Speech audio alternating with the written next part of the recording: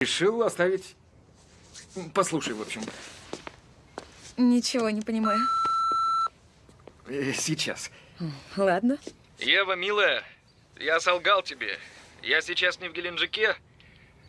Ну, знаешь, я долго думал о нас и понял, что наши отношения в последнее время, уже очень давно, все уже как бы, не так хорошо. И, в общем, решил, что будет правильно, если я, на некоторое время уйду. Да, уйду и подумаю.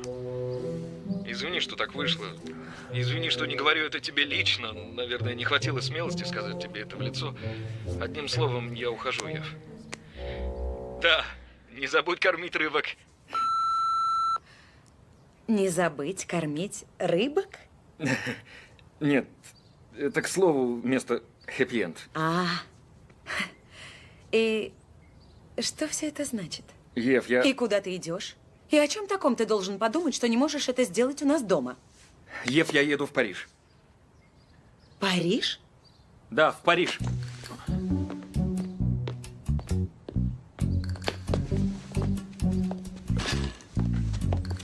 Мика, ты никуда не едешь. Я еду, это уже решено.